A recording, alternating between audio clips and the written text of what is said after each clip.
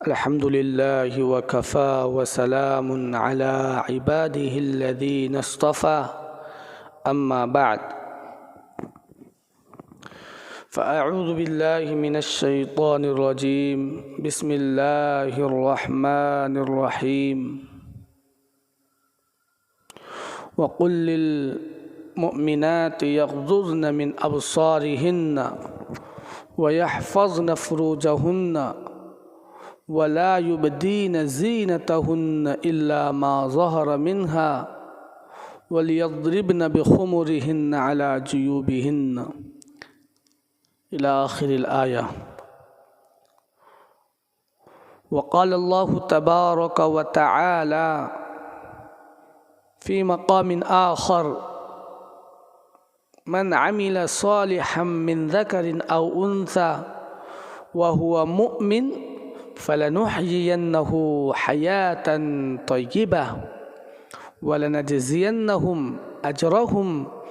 بأحسن ما كانوا يعملون. صدق اللہ العظیم. معزز سامعین کرام، حاضرین مجلس، عزیز بچوں، نوجوانوں،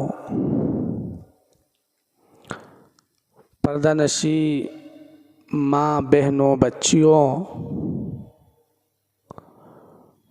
اللہ تبارک و تعالی کا بڑا کرم و احسان ہوا کہ اس پروردگار نے ہمیں اس محفل کے اندر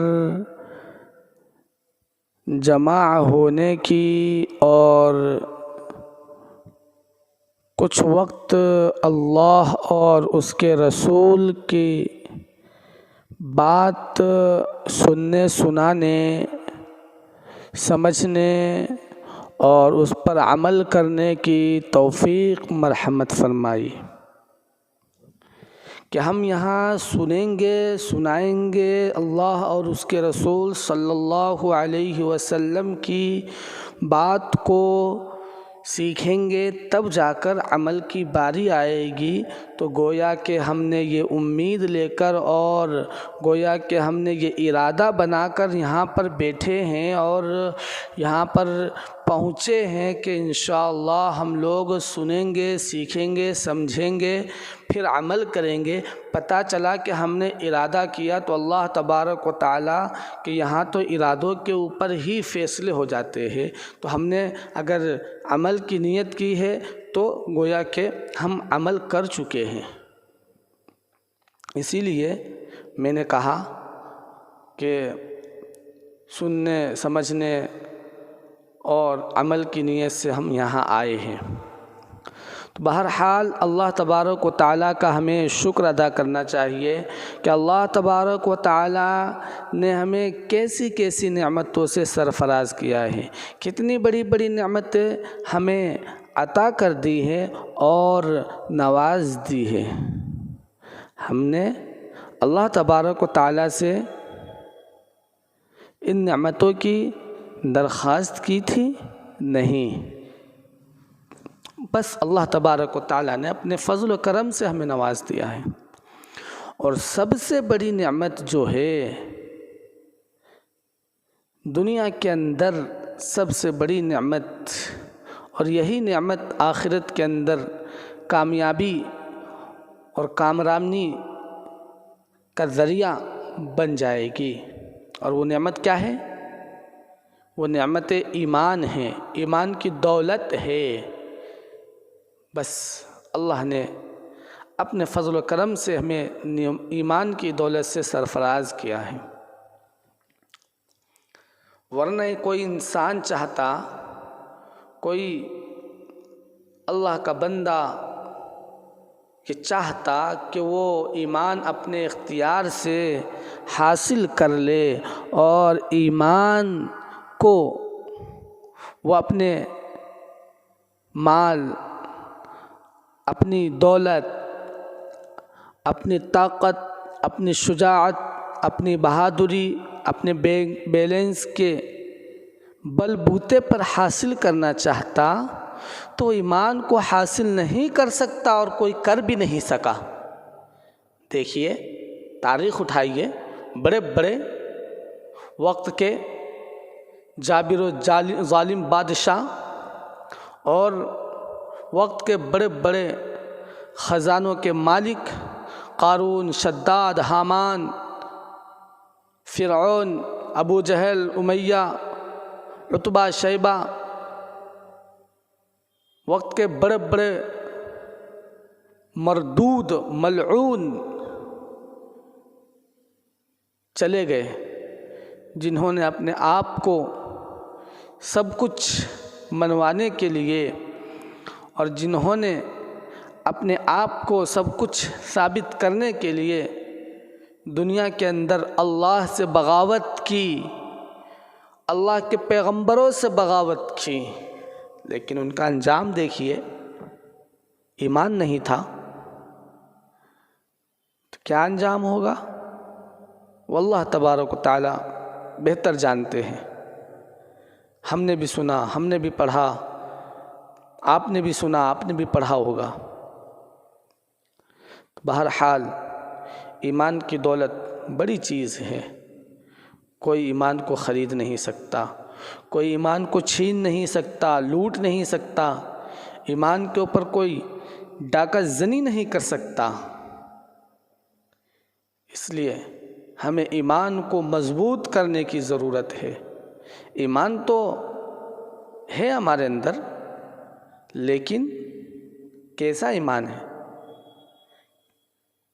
کتنا پاور ہے، ہم اپنے ایمان کو کتنے روپے میں بیچ دیں گے؟ ہر ایک کے ایمان کا درجہ اور اس کا رتبہ، اس کا مقام الگ الگ ہوتا ہے۔ کوئی انسان اپنے ایمان کو 10 روپے میں ہی بیچ دیتا ہے،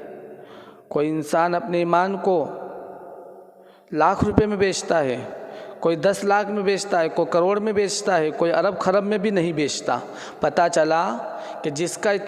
کا ایمان جتنا مضبوط ہوگا تو اس کے سامنے دنیا کی ساری دولت بھی رکھ دی جائے تو وہ ایمان کو نہیں بیچ سکتا، ایمان اس کا ڈاماڈول اور ڈگمگا نہیں سکتا، اس کے ایمان کو کوئی ہلا نہیں سکتا۔ لیکن اگر جس کا ایمان کمزور ہوگا، جس کا ایمان اللہ اور اس کے رسول پر پختہ نہیں ہوگا، صرف نام کے مسلمان رہیں گے، نام کے اہل ایمان رہیں گے، تو ایسے ایمان والے اور نام کے ایمان والے 10 روپے میں بک جائیں گے، اپنے ایمان کو داؤ پر 10 روپے میں ہی لگا دے گا۔ تو اس لیے ہمیں بھی اپنے ایمان کو مضبوط کرنا ہے اور اس کے اوپر جمے رہنا ہے۔ دیکھیے ایک کلمہ ہے کہ آمنت باللہ وملائکتہ وکتبہ ورسلہ والیوم الآخر والقدر خیرہ وشرہ من اللہ تعالی والبعث بعد الموت، کہ ہم اپنی زبان سے کہتے ہیں کہ میں ایمان لایا اللہ پر۔ اللہ پر کس بات کا ایمان لانا ہے ہمیں؟ کہ اللہ پر ایمان لایا کہ اللہ ایک ہے، ایمان لایا اللہ کی وحدانیت پر، ایمان لایا اللہ کی یکتائی پر، ایمان لایا اللہ کے تنہا ہونے پر، ایمان لایا اللہ کی قدرت کاملہ پر، ایمان لایا اللہ کے خلاق عالم ہونے پر، اللہ کے رزاق عالم ہونے پر، کہ اللہ تبارک و تعالی ہی وہ ذات ہے جو ساری کائنات کو پیدا کرنے والی ذات ہے۔ اللہ ہی وہ ذات ہے جس نے ساری دنیا کو، سارے کائنات کی مخلوق کو رزق دینے کی ذمہ داری اٹھا رکھی ہے، یہ اسی کے ذمے ہے۔ اگر ہمارے اور آپ کے بس میں کسی کو رزق دینا، کسی کا پیٹ بھرنا، کسی کو پانی پلا دینا ہوتا تو ہم اپنے اختیار کا غلط فائدہ اٹھاتے اور اسے بھوک مار دیتے، بھوک کے مارے وہ جان دے دیتا، لیکن ہم ٹس سے مس نہیں ہوتے۔ ہو رہا ہے دنیا کے اندر، دیکھیے کہ دنیا کے اندر جو پیسے والے ہیں، دولت والے ہیں، اہل ثروت کہلانے والے ہیں، لیکن حقیقت میں وہ بخیل، کنجوس، دیوس ہے کہ اس کے سامنے ایک جان جا رہی ہے، لیکن وہ اپنے مال اور اپنی پونجی کے کچھ حصے سے لے کر اسے کچھ کھلانے کے لیے اور اس کے پیٹ میں کچھ غذا پہنچا دینے کے لیے تیار نہیں ہیں۔ اسے مار دینا اور اس کے سامنے اس کی جان آفری کے حوالے کر دینا اور کروا دینا، وہ گوارا تو کر لے گا، لیکن مجال ہے کہ وہ اپنے مال کا کچھ حصہ اسے دے کر اس کی جان کو بچا لے؟ نہیں دوستو۔ اس لیے اللہ تبارک و تعالیٰ نے رزق کا ذمہ اپنے اوپر رکھا ہے۔ اللہ جانتا تھا کہ تمہارے جیسے لوگ دنیا کے اندر آئیں گے، ہمارے جیسے بخیل دنیا کے اندر جنم لیں گے، کنجوس، دیوس دنیا کے اندر آئیں گے۔ نہ کسی غریب کی ہمدردی ہمارے دل کے اندر، نہ کسی کمزور سے محبت، نہ ان کے اوپر، نہ یتیموں کے سروں کے اوپر شفقت کے ہاتھ، نہ بڑوں سے محبت، بڑوں کی عزت، اور نہ چھوٹوں سے پیار۔ یہ سب ہمارے ایمان کی کمی کی وجہ ہے۔ تو کیا بات چل رہی تھی کہ ہمیں اللہ کے خلاق عالم، رزاق عالم ہونے کو تسلیم کرنا ہے، مان لینا ہے۔ زبان سے تو اقرار کیا، لیکن دل کے اندر ہم نے اسے اتارا نہیں۔ زبان سے ہم نے کہا کہ اللہ ہی سب کو روزی دیتا ہے، سب کو مارتا ہے، سب کو جلاتا ہے، سب کے ساتھ اچھائی برائی کا مالک اللہ ہی ہے، لیکن ہم نے دل کے اندر اسے نہیں اتارا۔ بہرحال ہمیں اللہ کی وحدانیت، اللہ کی یکتائی، اللہ کی کبریائی، اللہ کی بڑائی اور اللہ کے خلاق عالم، اللہ کے رازق ہونے کو، اللہ کے رحیم و رحمان ہونے کو، اللہ کے غفار ہونے کو، اللہ کے ستار ہونے کو، اللہ کے وہاب ہونے کو، اس کو ہمیں ماننا ہے۔ اللہ ہی یوم الجزا کے مالک ہے، مالک یوم الدین، اس کا بھی یقین ہمارے دل کے اندر ہونا ہے، تب جا کر ہمارا ایمان پروان چڑھے گا، ہمارا ایمان بنے گا۔ کیا سمجھتے ایمان اتنا آسان ہے؟ نہیں دوستو، یہ تو ہمیں ماں کے پیٹ سے، ہم مسلمان کے گھر میں پیدا ہوئے ہیں تو ہم مسلمان کہلاتے ہیں، لیکن حقیقتاً ہمارے دلوں کے اندر ایمان نہیں ہے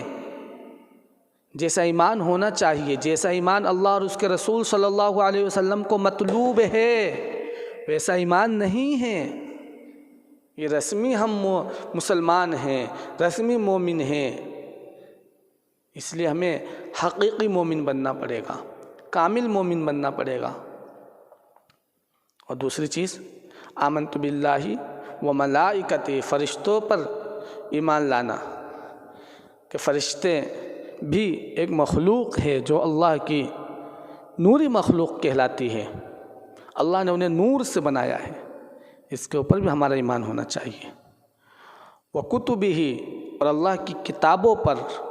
کہ جتنی بھی آسمانی کتابیں ہیں سب اللہ کی وحی کردہ کتابیں ہیں، وحی کی گئی ہے، کسی نہ کسی پیغمبر کے اوپر، رسول کے اوپر اسے اتارا گیا ہے۔ توریت، زبور، انجیل، پھر آخر میں قرآن مجید اور دیگر صحائف، بے شمار صحائف ہیں، ان سب کے اوپر ہمیں ایمان لانا ہوگا۔ قرآن کو اپنے سینے سے لگانا ہوگا، اس کی تلاوت کو اپنے لیے فرض عین کر لینا ہوگا، کہ ہم لازم کر لیں اپنے اوپر، فرض سمجھ لیں اپنے اوپر، کہ ہم جب تک قرآن کریم کی تلاوت نہ کریں ہم رات میں سونے کے لیے بستر پر نہیں جا سکتے، چاہے ایک آیت ہی کیوں نہ ہو۔ میں نہیں کہتا کہ آپ 4 پارے پڑھیں، 5 پارے پڑھیں، 10 پارے پڑھیں، بلکہ ہم ایک رکوع ہی پڑھیں، ایک آیت ہی پڑھیں، وہ بھی نہ ہو سکے، نہ آتا ہو، قرآن کو ہاتھ میں لے کر اس کی صاف صفائی کر کے اس کو کم سے کم دیکھ ہی لے، یہ بھی قرآن سے محبت ہے۔ تو اللہ کی کتابوں پر ہمیں ایمان لانا ہے، ہمیں کوئی زیادہ لمبی بات نہیں کرنی ہے، ورنہ اسی کے اندر بات بہت لمبی ہوتی چلی جائے گی۔ تو وَكُتُبِهِ وَرُسُلِهِ، اور اللہ کے رسولوں پر ایمان لانا ہے کہ اللہ تبارک و تعالیٰ نے کم و بیش 1,24,000 انبیاء علیہم السلام کو اس روئے زمین پر پیدا فرمایا، مبعوث فرمایا۔ پھر مبعوث فرمانے کے بعد اللہ تبارک و تعالیٰ نے انہیں اپنی طرف بندوں کو بلانے کی ذمہ داری سونپ دی، اور انہیں کہہ دیا گیا کہ تمہیں ان لوگوں کو جو اللہ کی راہ سے بھٹکے ہوئے ہیں، جو اللہ کی راہ سے دور ہے، انہیں اللہ کی طرف بلانا ہے، انہیں پیار محبت کے ساتھ، الفت کے ساتھ اللہ سے جوڑ دینا ہے۔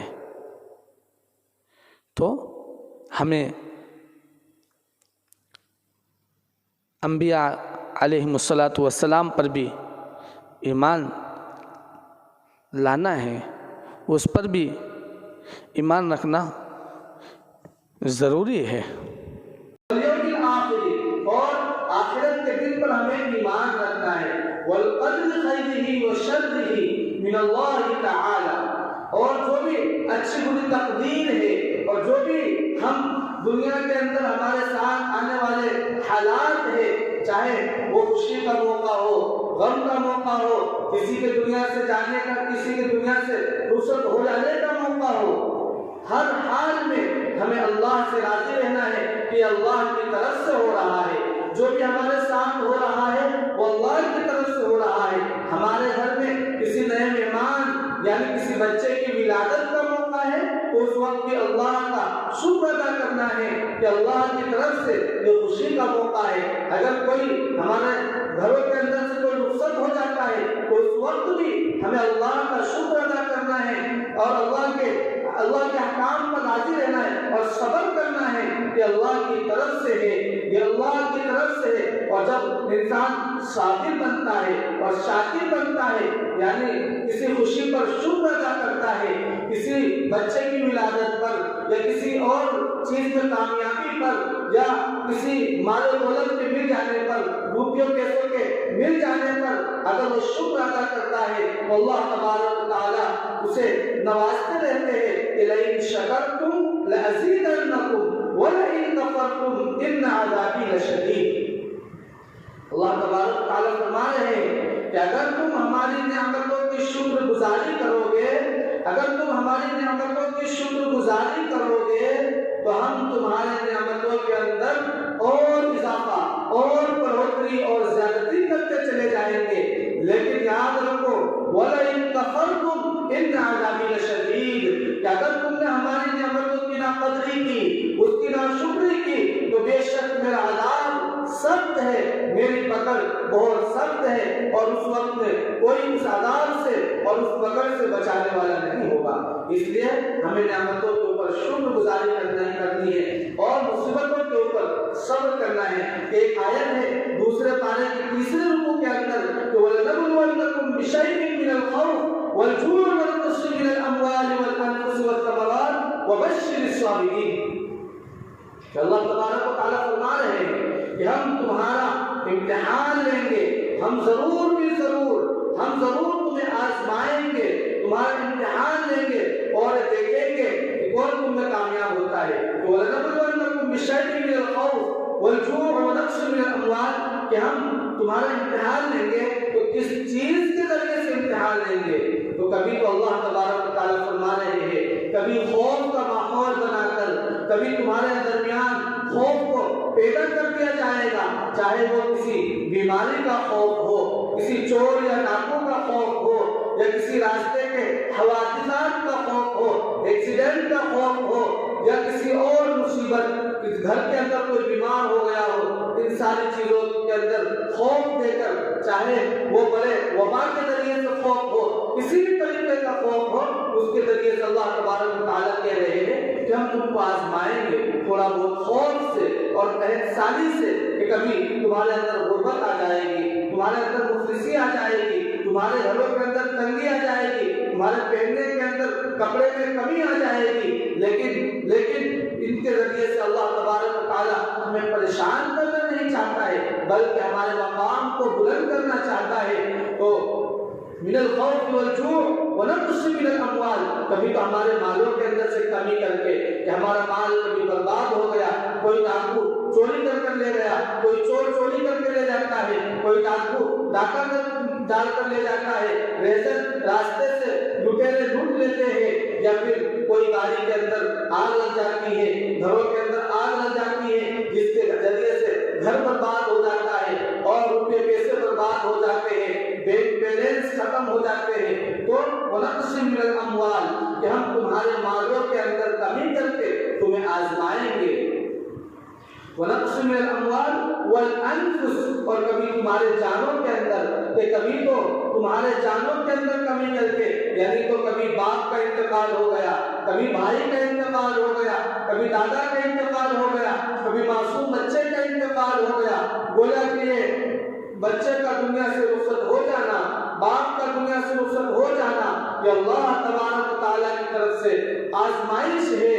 امتحان ہے۔ اللہ تبارک و تعالیٰ ہمیں آزمانا چاہتا ہے کہ ہم اللہ تبارک و تعالیٰ کے فیصلے پر راضی ہے یا نہیں ہے، کیا ہم اللہ تبارک و تعالیٰ کے امتحان میں مکمل اترتے ہیں یا نہیں اترتے ہیں۔ اگر اترتے ہیں تو پھر اللہ تبارک و تعالیٰ کی طرف سے خوشخبریاں بھی ہے، تو وَنَقْصٍ مِّنَ الْأَمْوَالِ وَالْأَنفُسِ وَالثَّمَرَاتِ، اور تمہارے پھلوں کے اندر کمی کر کے، تو کسی سال ہم نے غلہ بویا لیکن اس کے اندر فصلیں نہیں ہوئی، کبھی دھوپ سے وہ غلہ جل جاتا ہے، کبھی تو بارش کی وجہ سے وہ غلہ باڑھ کے اندر بہ جاتا ہے، تو یہ ساری مصیبت اور ساری پریشانیاں گویا کہ پریشانی نہیں ہے، بلکہ اللہ تبارک و تعالیٰ کی طرف سے امتحان ہے۔ اور پھر جب امتحان ملے گا اللہ تبارک و تعالیٰ ان ساری چیزوں کے ذریعے سے، خوف کے ذریعے سے، جان کے اندر کمی کرنے، یعنی کسی کو اپنے پاس بلا لینے کے ذریعے سے، یا پھر مال کے اندر کمی کرنے کے ذریعے سے، پھلوں کے اندر کمی کرنے کے ذریعے سے، اگر ان ساری چیزوں کے ذریعے سے اللہ امتحان لے گا اور اس کے اندر کوئی کامیاب ہو جاتا ہے، تو اللہ تبارک و تعالیٰ فرماتے ہیں کہ اے نبی جی آپ فرما دیجیے ان لوگوں سے کہ جو ان مصیبتوں کے اوپر، ان پریشانیوں کے اوپر، اس امتحان کے اوپر جن سے یہ امتحان لیا جاتا ہے، تو آپ انہیں خوشخبری دے دیجیے ان لوگوں کو کہ جب انہیں کوئی مصیبت پہنچتی ہے تو وہ کہتے ہیں اِنَّا لِلَّهِ وَإِنَّا إِلَيْهِ رَاجِعُونَ، کہ ہم اللہ ہی کے ہیں اور اسی کی طرف لوٹنے والے ہیں۔ تو یہ اللہ تبارک و تعالیٰ کی طرف سے ایک طرح سے امتحان ہے۔ اس آیت سے معلوم ہوتا ہے کہ یہ دنیا دارالامتحان ہے اور ایگزام ہال ہے،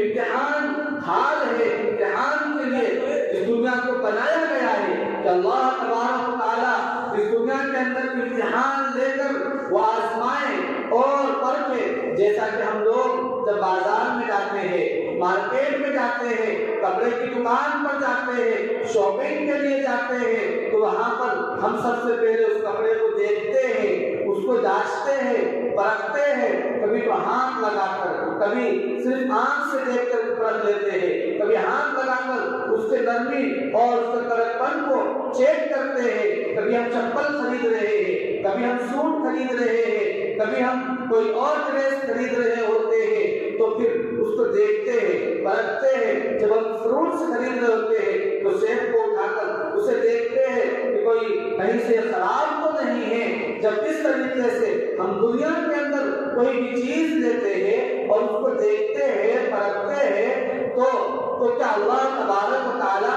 ہمیں جانچے گا نہیں، ہمارے امتحان نہیں لے گا؟ کیوں نہیں اللہ تبارک و تعالیٰ ضرور ہمارا امتحان لے گا، اور جو شخص اس کے اندر کامیاب ہوگا تو اسے خوشخبریاں بھی اللہ تبارک و تعالیٰ سنا رہے ہیں۔ تو بہرحال ایک آیت ہے، ام حسبتم ان تدخلوا الجنة ولما يعلم الله الذين جاهدوا منكم ويعلم الصابرين، کہ اللہ تبارک و تعالیٰ فرما رہے ہیں کہ کیا تم یہ گمان کرتے ہو کہ یوں ہی جنت کے اندر داخل ہو جاؤ گے، کہ یوں ہی جنت تمہیں مفت میں مل جائے گی، بغیر اس کے کہ اللہ تبارک و تعالیٰ تمہارے بارے میں یہ نہ جان لیں کہ کون تم میں مجاہد ہے، کون جد جہد کرنے والا ہے، کون کوشش کرنے والا ہے، اور تمہارے بارے میں یہ نہ جان لیں کہ کون تم میں صبر کرنے والا ہے۔ تو جب تک اللہ تبارک و تعالیٰ ہمیں بارے میں یہ جانے گا نہیں کہ کیا ہم اللہ کے امتحان کے اندر صحیح معنی میں کامیاب ہے یا نہیں ہے، اگر کامیاب ہے تو اللہ تبارک و تعالیٰ ہمیں کامیابی کا انعام جنت کی شکل میں دے گا، کامیابی کا انعام اللہ تبارک و تعالیٰ خود اپنے دیدار کی شکل میں دے گا، کہ جنت کے اندر سب سے بڑی نعمت اللہ تبارک و تعالیٰ کا دیدار ہے، اللہ تبارک و تعالیٰ کو دیکھ لینا ہے، اور اللہ تبارک و تعالیٰ جب بڑی بڑی نعمتیں ہمیں عطا فرمائے گا، اور اللہ تبارک و تعالیٰ جب ہمیں ان ساری نعمتوں سے سرفراز کر دے گا، اچھے محلات ہمیں جنت میں عطا فرمائیں گے، اچھے انگور اور فروٹس کے باغات ہمارے لیے لگا دیں گے، اور ایک ایک نعمتیں ہمیں وہاں پر عطا کر دی جائے گی، اور پھر اللہ تبارک و تعالیٰ فرشتوں سے کہلوائے گا کہ کہو ان لوگوں سے کہ کیا تمہیں کس ایک نعمت کی ضرورت نہیں ہے، تم اس چیز کا احساس نہیں کرتے ہو کہ تمہیں ایک اور نعمت حاصل ہو۔ جنتی لوگ کہیں گے ارے ہمیں تو یہاں پر سب کچھ مل گیا، ہمیں اب کس چیز کی خواہش ہے، ہمیں اب کس چیز کی ضرورت ہے۔ جنتی لوگ سارے کے سارے منع کر دیں گے، لیکن کہیں گے کہ نہیں، اب اس سے بڑھ کر بھی ایک نعمت ہے، اور اس کو اللہ تبارک و تعالیٰ تمہیں سرفراز کرنا چاہتا ہے، اس سے تمہیں نوازش کرنا چاہتا ہے، اللہ تبارک و تعالیٰ تمہیں وہ نعمت عطا کرنا چاہتا ہے۔ تو لوگ کہیں گے، یعنی جنتی کہیں گے تو کیا نعمتیں ہیں؟ فرشتے کہیں گے کہ وہ نعمت دیدار الہی ہے، یعنی اللہ تبارک و تعالیٰ کا دیدار ہے، اللہ تبارک و تعالیٰ کو دیکھنا ہے۔ تو اس لیے جو کوئی دنیا کے اندر ایمان لائے گا، نیک اعمال کرے گا، تو پھر اس کے لیے جنت کی کنجی تیار ہے، اس کے لیے اللہ تبارک و تعالیٰ کی جنت کے سارے دروازے کھلے ہوئے ہیں، وہ جس دروازے سے چاہے وہ مرد ہو یا عورت، وہ اس دروازے سے داخل ہو جائے۔ من عمل صالحا من ذکر او انثى وهو مؤمن، اللہ تبارک و تعالیٰ فرما رہے ہیں کہ جو کوئی نیکی کا کام کرے گا، جو کوئی اچھائی کرے گا، جو کوئی نماز پڑھے گا، جو کوئی والدین کی فرما برداری کرے گا، جو کوئی اپنے اولاد کی اچھی تربیت کرے گا، جو کوئی اپنے باپ کے ساتھ فرما برداری کا رویہ کرے گا، جو کوئی اپنی ماں کے ساتھ اچھے سے اور خشیت سے اور تواضع کے ساتھ پیش آئے گا، تو چاہے وہ مرد ہو یا عورت، من عمل صالحا من ذکر او انثى وهو مؤمن، اس حال میں کہ وہ مومن بھی ہو، یعنی کہ ایمان ہو، اگر وہ نیکی کرتا ہے، مرد ہو یا عورت، بشرطے کہ وہ صاحب ایمان ہو، فَلَنُحْيِيَنَّهُ حَيَاةً طَيِّبَةً، تو ہم اس کو ایک اچھی زندگی دیں گے، اور وہ اچھی زندگی جنت کی زندگی ہے۔ اب اس کے اندر کوئی ایسا نہیں ہے کہ صرف مرد عبادت کرے گا تو اسے جنت ملے گی، اور صرف لڑکے عبادت کریں گے تو اسے جنت ملے گی، صرف عالم دین عبادت کرے گا تو اسے جنت ملے گی، نہیں، بلکہ ایک خاتون بھی اپنے گھر کے اندر رہ کر اپنے شوہر کے لیے روٹی پکاتی ہے، اور اس نیت سے پکاتی ہے کہ اللہ میں تیری مخلوق کے لیے، تیرے بندے کے لیے جس کا میرے اوپر حق ہے، میں اس کے لیے یہ روٹی بنا رہی ہوں، اور یہ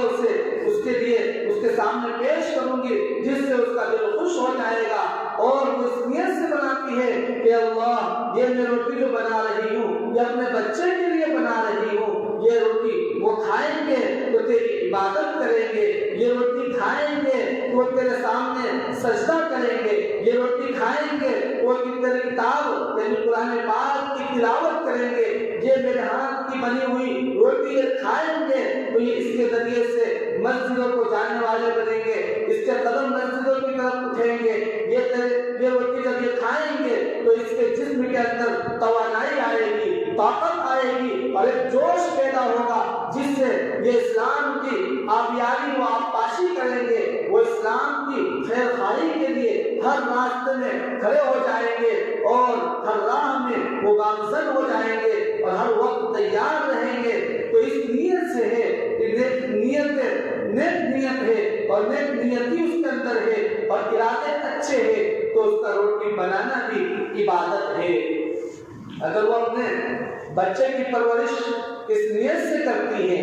خاتون اپنے بچے کی پرورش اس نیت سے کرتی ہے کہ اس بچے کی پرورش وہ اللہ کے لیے کر رہی ہے اور اس بچے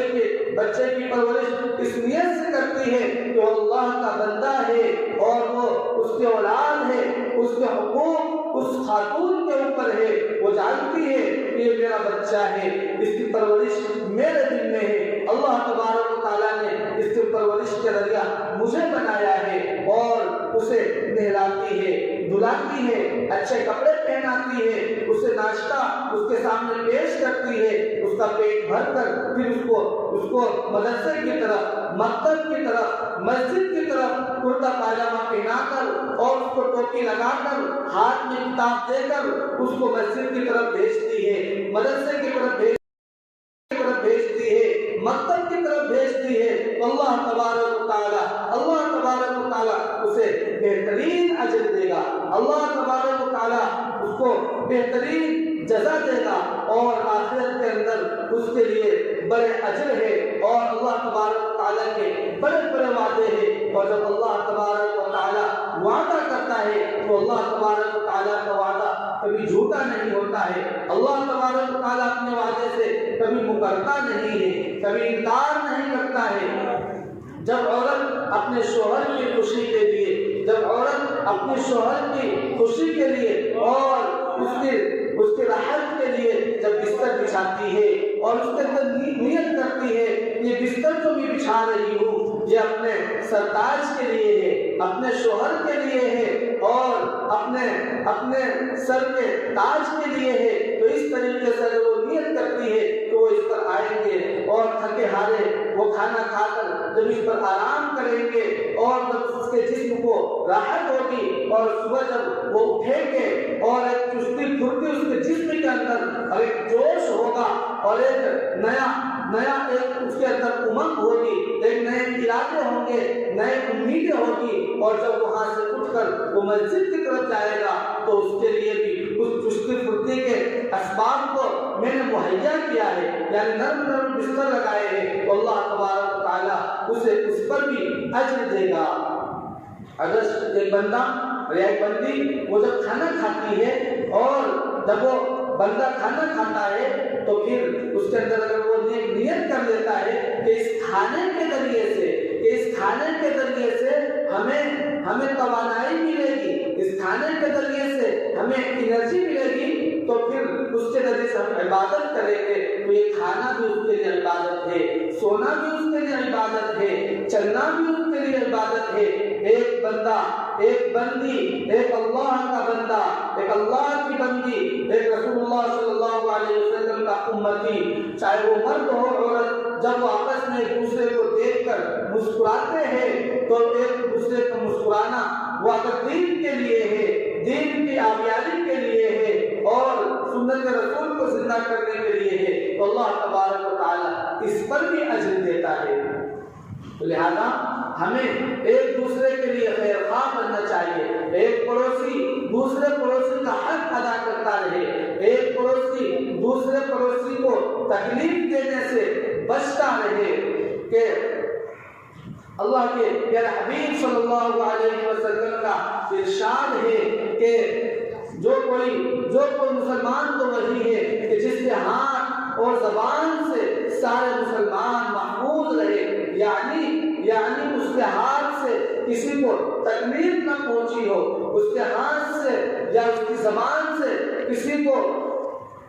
ایذا نہ پہنچا ہو، اور وہ اپنے ہاتھ سے کسی کو تکلیف نہ پہنچائی ہو، زبان سے کسی کو گالی نہ بولا ہو، تو جا کر وہ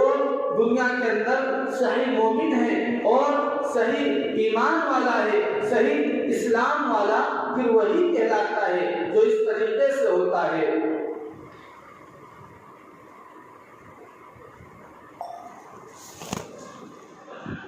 اس لیے ہمیں بھی چاہیے کہ ہم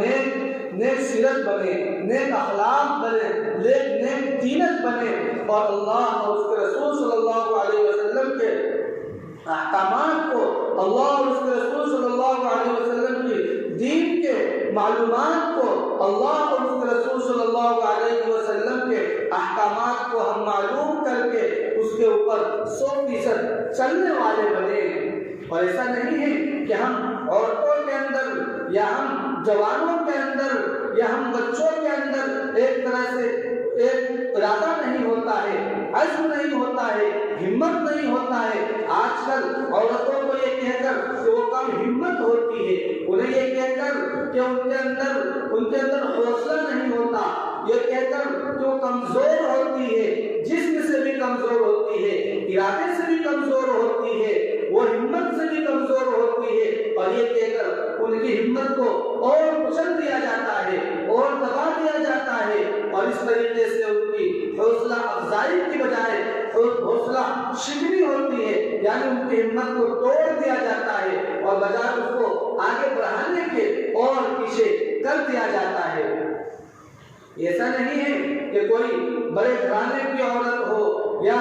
کسی عالم کی، کسی ولی کی، کسی محدث کی، کسی مفکر کی یا کسی امام کی، کسی خطیب کی عورت ہو وہی آگے بڑھ سکتی ہے۔ دین کے اندر اللہ اور اس کے رسول کے نزدیک کوئی امیری غریبی نہیں ہے، سب کے سب برابر ہے۔ قرآن کریم خود اعلان کرتا ہے، یا ایھا الناس انا خلقناکم من ذکر و انثی وجعلناکم شعوبا وقبائل لتعارفوا ان اکرمکم عند اللہ اتقاکم۔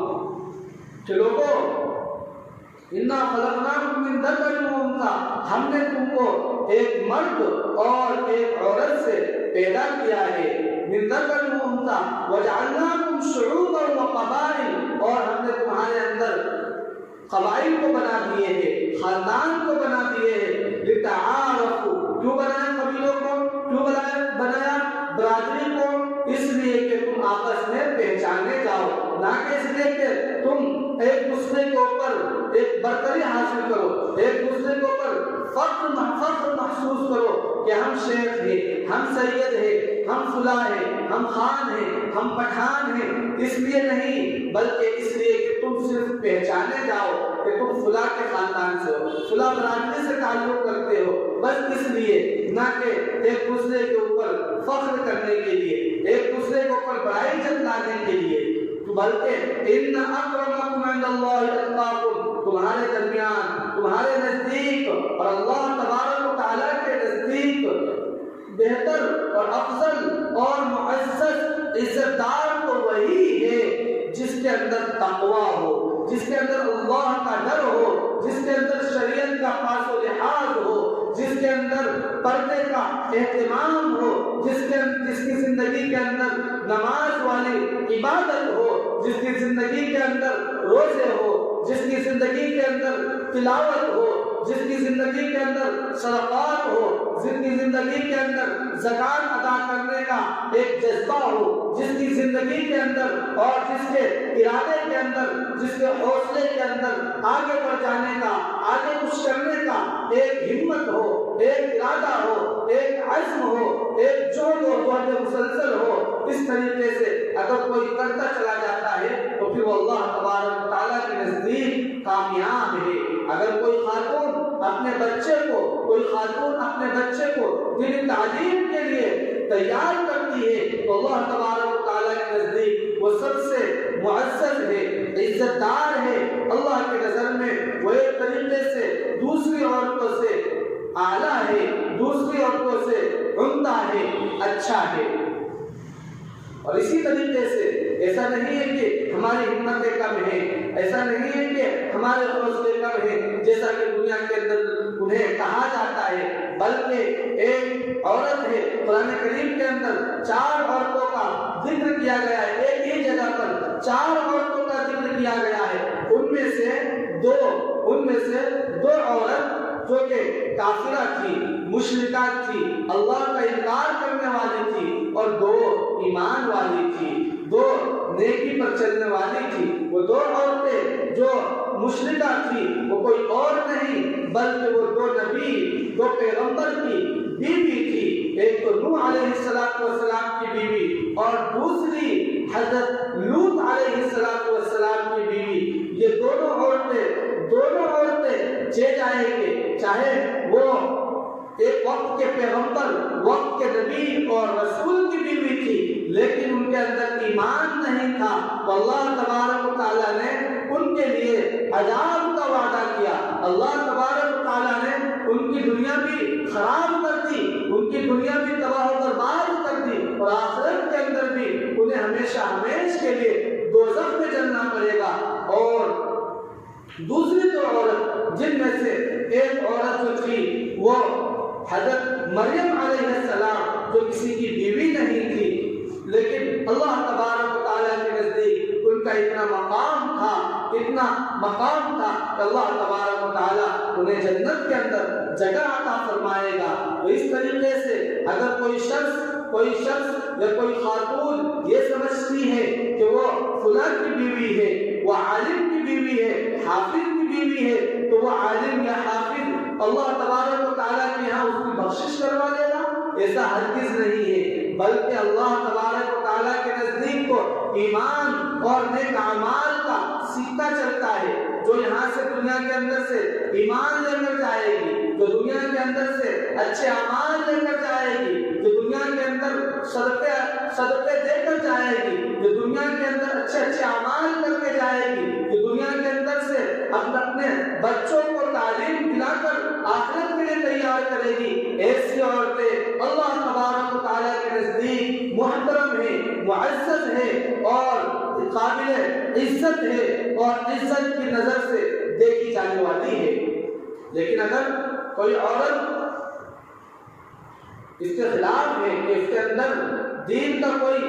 معلومات نہیں ہے، دین کی کوئی جانکاری نہیں ہے، دین کا کوئی علم نہیں ہے، اور اس طریقے سے اچھے اعمال اس کے اندر نہیں ہے، اور وہ اللہ اس کے رسول کی نافرمانی کرتی ہے، تو وہ کسی بھی طرح سے آخرت کے اندر کامیاب نہیں ہو سکتی ہے۔ تو ان میں سے 3 عورتیں جن کا ذکر دو کافر تھی، جو نبی کی بیوی تھی، اللہ نے ان کی آخرت بھی تباہ کر دی اور دنیا بھی تباہ و برباد کر دی۔ اور چوتھی عورت جو کہ اپنے وقت کے سب سے بڑے فرعون، اپنے وقت کے ایسے شخص جس نے اپنے آپ کے لیے خدائی کا دعویٰ کر دیا کہ میں ہی خدا ہوں، انا ربکم الاعلی، میں ہی اللہ ہوں، میں ہی تمہارا پروردگار ہوں، یعنی وہ لوگوں سے کہتا تھا کہ میں تمہارا پروردگار ہوں، میں تمہارا خدا ہوں، میں تمہارا مالک ہوں، اور ہر ایک کو اس نے اپنا مالک، اپنا غلام بنا رکھا تھا، اپنا نوکر بنا رکھا تھا، سارے شہر کو اس نے اپنا نوکر چاکر بنا رکھا تھا، اپنا غلام بنا کر اپنا ماتحت، جس کو چاہتا مارتا، جس کو چاہتا پہچاتا پیٹتا، جس کو چاہتا قتل کروا دیتا، جس کے اوپر چاہتا ظلم کرتا، جس کے اوپر چاہتا بربریت کا ننگا ناچ کرتا، اور جس کے اوپر چاہتا وہ ظلم و زیادتی سے اس سے کام لے لیتا۔ لیکن اتنا بڑا ظالم، اتنا بڑا جابر اور اتنا بڑا اپنے وقت کا فرعون کہا جانے والا اور وقت کا خدائی دعویٰ کرنے والا ایسا شخص ہے جس کی بیوی آسیہ ہے، وہ جب ایمان لاتی ہے حضرت موسیٰ علیہ السلام پر، موسیٰ علیہ السلام پر وہ ایمان لے آتی ہے، اور وہ اپنے ایمان کو اپنے دل کے اندر چھپائے ہوئی ہوتی ہے، ایمان کو اپنے شوہر کے سامنے واضح نہیں کرتی ہے، ظاہر نہیں کرتی ہے، نہ ہی شہر والوں کے اوپر، نہ ہی بستی والوں کے اوپر، بلکہ وہ صرف اپنے دل کے اندر ایمان کو چھپائی ہوئی ہوتی ہے۔ موسیٰ علیہ السلام آپ کی دین کے اوپر وہ ایمان لائی ہوئی ہوتی ہے۔ لیکن جب فرعون موسیٰ علیہ السلام اور جادوگروں کا مقابلہ کرواتے ہیں، دونوں کو آپس میں لڑواتے ہیں، تو جادوگروں کے سانپوں کو موسیٰ علیہ السلام کے ساتھ نے نگل لیا، اور گویا کہ جادوگروں کو موسیٰ علیہ السلام نے ہرا دیا۔ اللہ تبارک و تعالیٰ کی طرف سے یہ سارا کارنامہ ہو رہا ہے، یہ سارا عمل ہو رہا ہے، موسیٰ علیہ السلام کی مدد ہو رہی ہے، دین کی مدد ہو رہی ہے، دین کی نصرت ہو رہی ہے، اللہ اپنے رسول کی مدد کر رہا ہوتا ہے۔ تو اس طریقے سے موسیٰ علیہ السلام جیت جاتے ہیں، اور جب موسیٰ علیہ السلام جیتتے ہیں تو سارے کے سارے جو جادوگر تھے جنہوں نے ہار مان لیا تھا اور جن کے سانپ کو موسیٰ علیہ السلام کے سانپ نے نگل لیا تھا، اور نگلنے کے بعد جب انہوں نے دیکھا کہ نہیں، لگتا تو یہی ہے کہ یہی یعنی موسیٰ علیہ السلام ہی سچے نبی ہے، یہی اللہ کے نیک بندے ہیں، انہوں نے موسیٰ علیہ السلام پر ایمان لے آیا کہ ہم نے آپ کو اللہ کا نبی مان لیا، اللہ کا پیغمبر مان لیا، ہم نے اللہ کو اپنا رب اور اپنا پروردگار مان لیا۔ جب فرعون نے یہ سارا ماجرا دیکھا تو اس کا وہ متحیر رہ گیا، وہ تعجب میں بالکل اپنے آپ کو بوکھلانے لگا اور پاگل ہونے لگا۔ اس طریقے سے جب ان کی بیوی آسیہ دیکھتی ہے کہ نہیں، ابھی تو موقع اچھا ہے، وہ بھی اپنے ایمان کو ظاہر کر دیتی ہے۔ فرعون دیکھتا ہے تو بالکل چوکنے رہ جاتا ہے کہ ارے یہ کیا ہو گیا، ہمارے گھر کے اندر ہی اور ہمارے بیڈ روم کے اندر ہی ہمارے پاس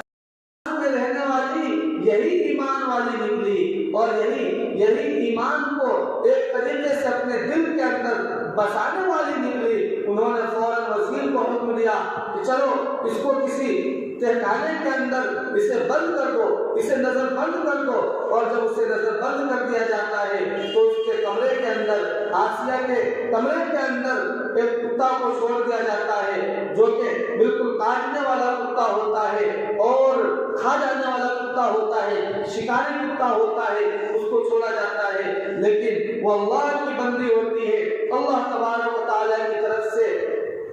ان کی مدد کی جاتی ہے۔ وہ کتا جیسے ہی اندر جاتا ہے وہ ایک طرف کونے میں جا کر بیٹھ جاتا ہے۔ حضرت آسیہ رضی اللہ عنہا وہ نماز پڑھ رہی ہوتی ہے، اور نماز پڑھنے کی حالت میں جب فرعون کو یہ پوری طریقے سے یقین ہو جاتا ہے، اور اس یقین اس گمان کے اندر ہوتا ہے کہ اب تو وہ خاتون مر چکی ہوگی، کتا اس کا صفایا کر دیا ہوگا، کتا اس کو کھا چکا ہوگا، اور کتا اس سے بوٹی ختم کر دیے ہوں گے، تو وزیر کو حکم دیتا ہے کہ جاؤ اس کتے کو باہر لے آؤ۔ جب وزیر جاتا ہے تو عجب ماجرا دیکھتا ہے کہ کتا ایک کونے کے اندر بیٹھا ہوا ہے، اور وہ خاتون اسی طریقے سے نماز پڑھ رہی ہے اور اپنے رب کو راضی کرنے کے اندر لگی ہوئی ہے، نماز میں مشغول ہے۔ وہ آ کر فرعون کو حکم دیتا ہے، وزیر کی بات سن کر فرعون اور چکرا جاتا ہے، اور اسے شاہی میدان کے اندر لایا جاتا ہے، سارے لوگوں کو جمع کیا جاتا ہے کہ آؤ دیکھو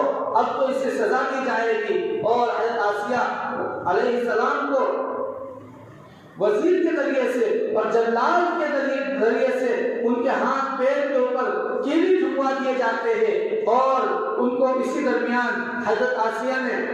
اللہ سے دعا کی تھی، اذ قالت رب ابن لی عندک بیتا فی الجنۃ ونجنی من فرعون وعملہ ونجنی من القوم الظالمین، کہ پروردگار رب ابن لی عندک بیتا، آپ اپنے پاس جنت کے اندر کوئی گھر ہمیں عطا فرما دیجئے، اور ہمیں اس فرعون سے اور اس ظالم قوم سے ہمیں نجات عطا فرما دیجئے۔ تو اللہ تبارک و تعالیٰ نے غیبی مدد سے یہ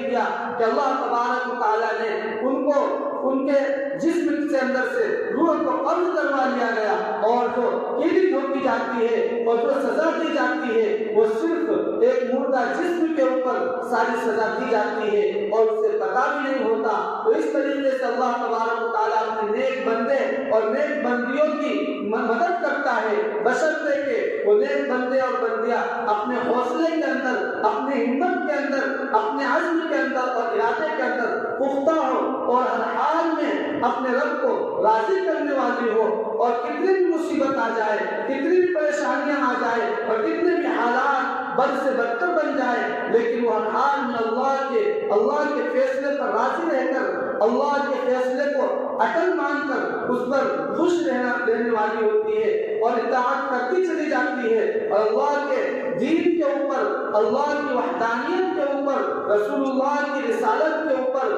باقی رہتی ہے، تو وہ دنیا کے اندر بھی کامیاب ہوتی ہے اور آخرت کے اندر بھی کامیاب ہوتی چلی جاتی ہے۔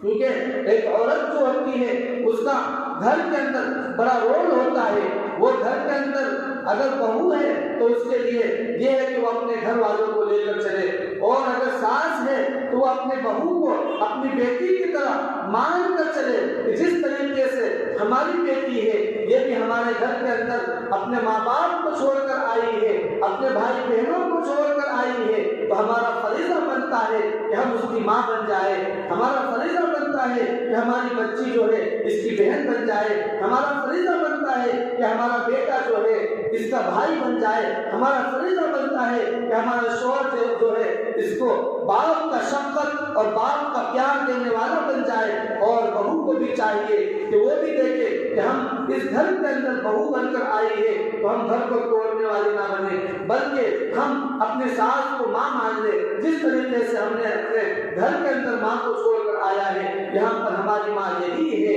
اور جس طریقے سے بہن کو چھوڑ کر آئی ہوں تو اس طریقے سے یہاں پر بہن جو ہے وہ ہماری نند ہے، اور ہم اپنے بھائی کو گھر سے چھوڑ کر آئے ہیں تو یہاں پر ہمارا بھائی ہمارا دیور ہے، ہم باپ کو چھوڑ کر آئے ہیں تو ہمارا سسر جو ہے یہ ہمارا باپ ہے، یہ باپ کا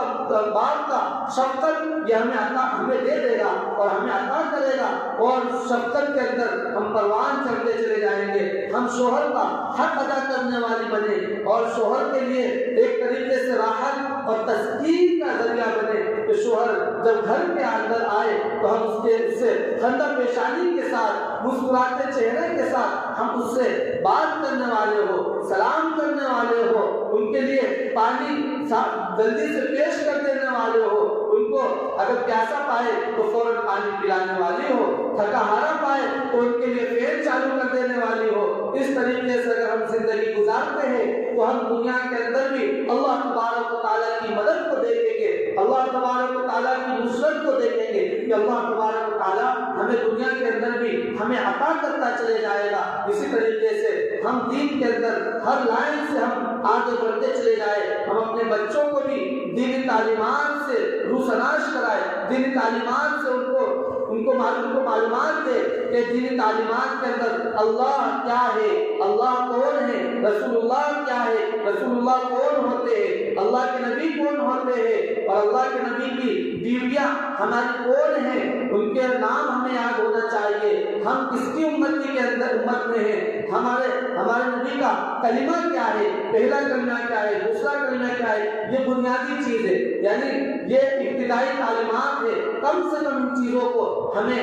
اپنے بچوں کو یاد کرانا چاہیے، چاہے وہ مکتب کے ذریعے سے ہو، مدارس کے ذریعے سے ہو، مسجد کے ذریعے سے ہو، تھوڑی سی مشقت ہمیں اٹھانی پڑے گی، تھوڑی سی ہمیں پریشانی کا سامنا کرنا پڑے گا، لیکن ایک دن آئے گا کہ ہمارا بچہ ان ساری چیزوں سے روشناس ہو جائے گا، ان ساری باتوں کا علم ہو جائے گا، اور گویا کہ یہ غیروں کے طریقے پر چلنے سے بچ جائے گا، ورنہ کہیں ایسا نہ ہو کہ ہمارا بچہ ابھی تو ہم نے اس کو لاڑ میں، پیار میں، محبت میں اسے بگاڑ دیا اور دین کی تعلیمات انہیں نہیں دی، لیکن کہیں ایسا نہ ہو کہ یہ بڑا ہو کر دین سے پھر جائے اور پھر وہ انہیں کلمے کا پتہ نہ ہو، انہیں نبی کا پتہ نہ ہو، انہیں اللہ کا پتہ نہ ہو، انہیں قرآن کا پتہ نہ ہو، اور کسی چیز کے اندر اسے علم نہ ہو، اور کبھی اللہ نہ کرے کہ ہمارا بچہ کہیں ہندو بن جائے، کہیں مشرک بن جائے، کہیں دین سے ہاتھ دھو بیٹھے، کہیں ہماری بچیاں غیروں کے ساتھ رشتہ قائم کر کے، تعلقات قائم کر کے وہ غیروں کے ہوتی چلی جائے۔ اس لیے ہمیں بچوں سے زیادہ ضرورت ہے اپنی بچیوں کو بھی دینی تعلیم دے، اور بے شکلی انہیں علم سے بالکل روشناس کرائے، ان کا ان چیزوں کا علم سے وابستہ کرنا اور جوڑنا ایک طریقے سے ہمارے لیے بڑی فخر کی بات ہوگی، اللہ کے نزدیک آپ بڑی اونچی مقام والی ہو جائے گی۔ اس طریقے سے امید ہے کہ اللہ تبارک و تعالی ہم سب کو کئی سنی باتوں پر عمل کی توفیق عطا فرمائے۔ آمین وآخر دعوانا الحمدللہ۔ دعا کر لیں۔ بسم اللہ الرحمن الرحیم، اللہم صلی علی سیدنا محمد وعلی آل سیدنا محمد صلاة تنجینا بها من جميع الأهوال والآفات وتقضي لنا بها جميع الحاجات وتطهرنا بها من جميع السيئات وترفعنا بها أعلى الدرجات وتبلغنا بها أقصى الغايات من جميع الخيرات في الحياة وبعد الممات إنك سميع قريب مجيب الدعوات۔ اے اللہ ہم گنہگار ہیں، خطا کار ہیں، سیاکار ہیں، بدکار ہیں، ریاکار ہیں۔ اے اللہ ہمارے گناہوں کو، خطاؤں کو، لغزشوں کو معاف فرما۔ اے اللہ رحم کا، کرم کا، فضل کا، عفو کا، عافیت کا، درگزر کا معاملہ فرما۔ اے اللہ ہمارے بچوں کے اندر دین کی معلومات عطا فرما۔ اے اللہ دین کا علم عطا فرما۔ اے اللہ قرآن کا علم عطا فرما۔ اے اللہ ہمارے بچوں کو دین کا داعی شدائی بنا۔ اے اللہ ہمارے مستورات کو اللہ دین پر گامزن فرما۔ اے اللہ انہیں پردہ کرنے کی 100% اللہ کا ارادے فرما۔ اے اللہ توفیق فرما۔ اے اللہ پردے کے اللہ ان کے اندر اہمیت عطا فرما۔ اے اللہ نماز کی اہمیت عطا فرما۔ اللہ زکوٰۃ اور حج کی اللہ اہمیت عطا فرما۔ اے اللہ ساری عبادات کو کر لینے کی اللہ توفیق عطا فرما۔ اللہ ہمارے گھروں کو اللہ دینی ماحول عطا فرما۔ اللہ گھروں کے اندر، معاشرے کے اندر، اللہ سماج کے اندر، اللہ پورے شہر کے اندر دینی ماحول کا اللہ فیصلہ فرما۔ اے اللہ ہم سب کو دین کے لیے قبول فرما۔ اے اللہ دعا کرنے والوں میں، دعا کرنے والیوں میں اللہ ہر ایک کے دل کے اندر کوئی نہ کوئی تمنا ہوگی، امیدیں ہوگی، آرزویں ہوگی۔ اللہ ہر ایک کی تمناؤں کو، امیدوں کو اللہ بخوبی جانتے ہیں۔ اللہ ہر ایک کے مرادوں کو اللہ پوری فرما۔ اللہ ہر ایک کو مرادوں کو اللہ پوری فرما۔ اے اللہ ہم سب کو دین پر گامزن فرما۔ اللہ جو ماننا ہے وہ بھی عطا فرما، جو ماننے سے رہ گیا اللہ وہ بھی ہمیں عطا فرما۔ سبحان ربک رب العزۃ عما یصفون وسلام علی المرسلین والحمد للہ۔